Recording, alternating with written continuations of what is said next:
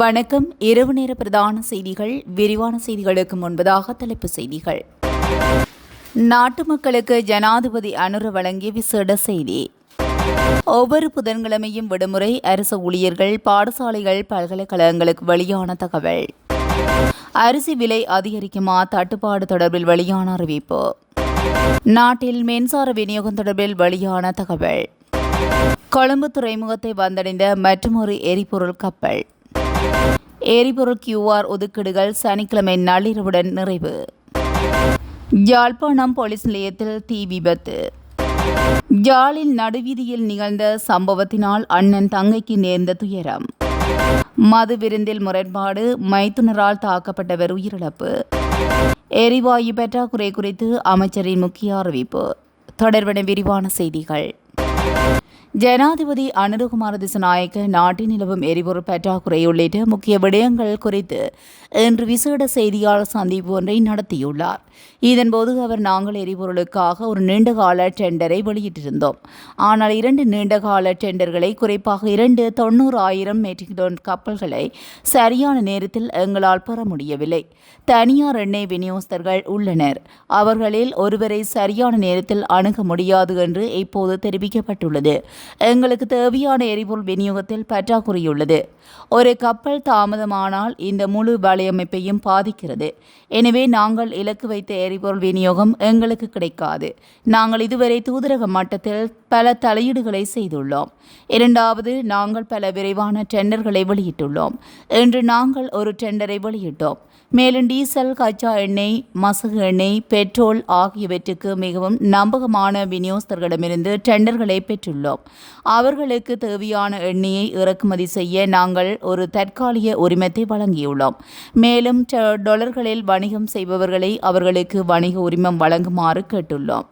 எனவே மார்ச் மாதத்துக்கான எரிவாயு தேவை 33,000 இருந்தது. ஆனால் ஒரு தனியார் நிறுவனம் எரிவாயு விநியோகத்தை விட தடை செய்ததால் மார்ச் மாதத்துக்கு 38,000 நாங்கள் ஆர்டர் செய்துள்ளோம். 38,000 மெட்ரிக் டன்கள் பெறப்பட்டுள்ளன. நாங்கள் ஒரு எரிவாயு கப்பலுக்கு உத்தரவிட்டுள்ளோம்.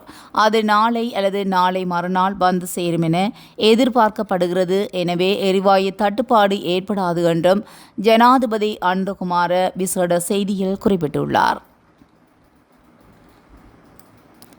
தற்போது நிலவும் எரிபொருள் விநியோக சிக்கல்களை கருத்தில் கொண்டு அதனை எதிர்கொள்ளும் வகையில் அரசு ஊழியர்களுக்கு எதிர்வரும் புதன்கிழமை நாளைய தினம் முதல் ஒவ்வொரு வாரமும் புதன்கிழமையிலும் விடுமுறை வழங்க அரசாங்கம் தீர்மானித்துள்ளது. அரசாங்க தகவல் திணைக்களத்தில் நடைபெற்ற விசேட ஊடகவியலாளர் சந்திப்பின் போதே அத்தியாவசிய சேவைகள் ஆணையாளர் நாயகம் இதனை தெரிவித்தார். மேலும் வாரத்தின் ஏனைய 4 வேலை நாட்களிலும் எத்தனை பணியாளர்களை பணிக்கு அழைக்க வேண்டும் என்பது குறித்த முடிவை எடுப்பதற்கான அதிகாரம் அரசு நிறுவனங்களின் பிரதானிகளுக்கு வழங்கப்பட்டுள்ளதாகவும் அவர் தெரிவித்தார். இருப்பினும் இந்த விடுமுறையானது சுகாதாரத்துறை, துறைமுகங்கள், நீர் வளங்கள் மற்றும் சுங்க திணைக்களம் உள்ளிட்ட துறைகளுக்கு பொருந்தாது என அவர் தெளிவுபடுத்தினார்.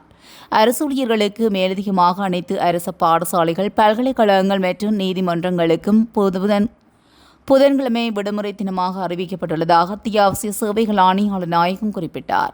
அத்துடன் அனைத்து அரசு விழாக்களையும் தற்காலிகமாக நிறுத்தி வைக்கவும் தீர்மானிக்கப்பட்டுள்ளதாக தெரிவிக்கப்பட்டுள்ளது. அரசாங்கத்திடம் 3 மாதங்களுக்கு தேவையான அளவு அரிசி கையிருப்பில் உள்ளதாக வர்த்தக அமைச்சர் வசந்த சமரசிங்க தெரிவித்துள்ளார். கொழும்பில் நேற்று நடைபெற்ற ஊடக சந்திப்பொன்றில் கலந்து கொண்டு கருத்துரைத்த போதே அவர் இதனை குறிப்பிட்டுள்ளார். அதன்படி எதிர்வரும் பண்டிகை காலத்தில் அரிசிக்கு தட்டுப்பாடு ஏற்படாது என அவர் தெரிவித்தார். இந்த நிலையில் அரிசியின் விலை அதிகரிக்கப்படாது எனவும் வர்த்தக அமைச்சர் வசந்த சமரசிங்க கூறியுள்ளார். சந்தையில் கோழி இறைச்சி 1 கிலோ ரூபாய் 1,400 உயர்ந்துள்ளதாகவும் வெஸ்டியன் மாவட்ட கோழி வியாபாரிகள் சங்க தலைவர் MIM இக்பால் தெரிவித்தார். முட்டையொன்றின் விலை 35 முதல் 40 ரூபாய் வரையிலும் விற்பனை செய்யப்படுவதாகவும் தெரிவிக்கப்பட்டுள்ளது.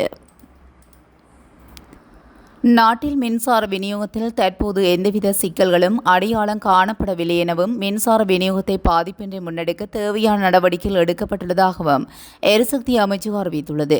மழைவீழ்ச்சி குறைவு மற்றும் நிலக்கரி இறக்குமதி தாமதம் குறித்த அச்சங்களுக்கு மத்தியில் இந்த விளக்கம் அளிக்கப்பட்டுள்ளது.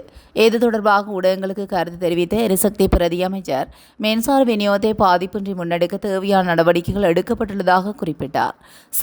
சமூக வலைதளங்களில் பரவிவரும் நிலக்கரி தாமதம் குறித்த செய்திகளுக்கு பதிலளித்த அவர், சில கப்பல்கள் மே 26 வரை கால அவகாசம் கோரியுள்ள போதிலும் ஏனைய நிலக்கரி தொகுதிகள் ஏற்கனவே நாட்டை நோக்கி வந்து கொண்டிருப்பதாக தெரிவித்துள்ளார். இதனால் மின் உற்பத்தியில் பாதிப்பு ஏற்படாது என அவர் கூறியுள்ளார்.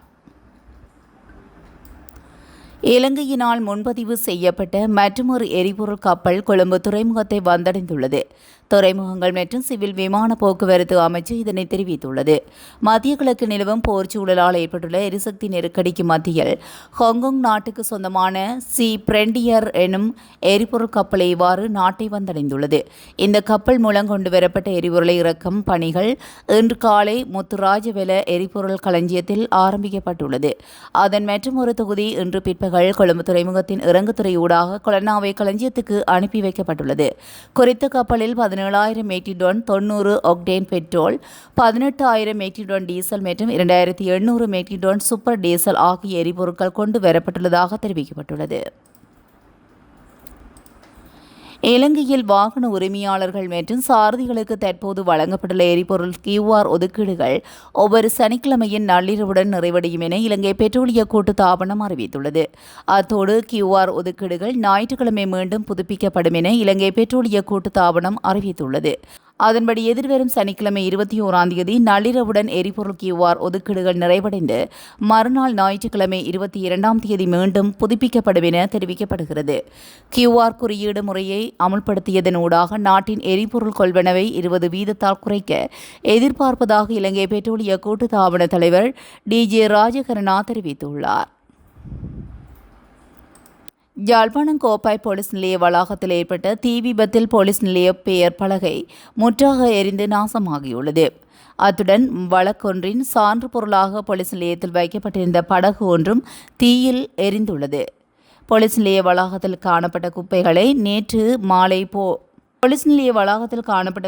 நேற்று மாலை வேளை போலீசார் எரித்த வேளையிலேயே அந்த தீ பரவி பெயர் பலகை, படகு மற்றும் அருகில் நின்ற மாமரம் என்பவற்றில் பற்றி எறிந்துள்ளது. அதனை அடுத்து போலீசார் தீயை அணைக்க நடவடிக்கை எடுத்ததுடன் யாழ் மாநகர சபை தீயணைப்பு பிரிவினருக்கு அறிவிக்கப்பட்டதை அடுத்து சம்பவ இடத்துக்கு விரைந்த தீயணைப்பு பிரிவினர் போலீசாருடன் இணைந்து தீயினை அணைத்துள்ளனர்.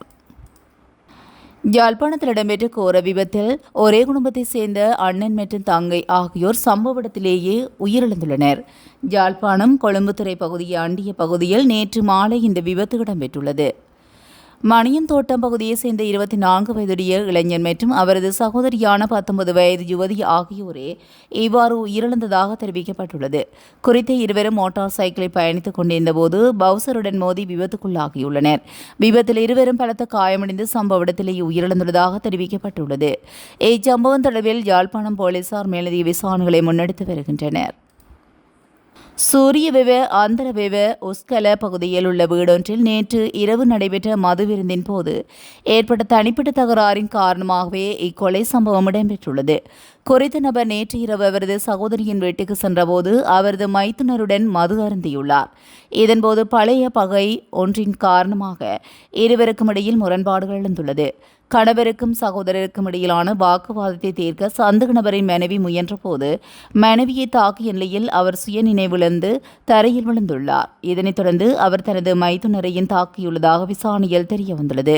தாக்குதலில் படுகாயமடைந்தவர் சூரியவெவ வைத்தியசாலையில் சேர்க்கப்பட்ட பின்னர் சிகிச்சை பலனின்றி உயிரிழந்துள்ளதாகவும் போலீசாருக்கு தகவல் தெரிவிக்கப்பட்டதை அடுத்து விசாரணைகள் தொடங்கப்பட்டுள்ளன. சம்பவத்துடன் தொடர்புடைய சந்தேக நபர் அப்பகுதியிலிருந்து தப்பி சென்றுள்ள நிலையில் அவரை பிடிப்பதற்கான சிறப்பு நடவடிக்கை ஒன்றும் ஆரம்பிக்கப்பட்டுள்ளதாக தெரிவிக்கப்பட்டுள்ளது. எண்ணெய் விலை அதிகரித்துள்ளதனால் மற்ற பொருட்களின் விலைகளும் அதிகரிக்கக்கூடும் என்று வர்த்தக வாணிப உணவு பாதுகாப்பு மற்றும் கூட்டுறவு அபிவிருத்தி அமைச்சர் வசந்த சமரசிங்க தெரிவித்துள்ளார். நுகர்வோருக்கு அத்தியாவசிய பொருட்களின் விநியோகத்தை நிர்வகிக்க முயற்சிகளை மேற்கொள்ளப்பட்டு வருகிறது. இதற்கிடையில் டிசம்பர் 31ஆம் தேதி வரை நிறுவனங்கள் ஒப்புக்கொண்டபடி எரிவாயுவை வழங்குகின்றன. சந்தையில் தற்போது எரிவாயு பற்றாக்குறை இல்லை. இந்த வழியில் தொடர நடவடிக்கை எடுக்கப்படும் என்றும் இதற்கிடையே நாட்டில் போதுமான அரிசி கையிருப்பு உள்ளதாகவும் 3 முதல் 4 மாதங்களுக்கு உபரி அரிசி உற்பத்தி உள்ளது என்றும் குறிப்பிட்டுள்ளார். இத்துடன் இரவு நேர பிரதான செய்திகள் நிறைவடைகின்றன. தொடர்ந்தும் செய்திகளோடு இணைந்திருக்க கதிரவன் நியூஸுடன் இணைந்திருங்கள். நன்றி, வணக்கம்.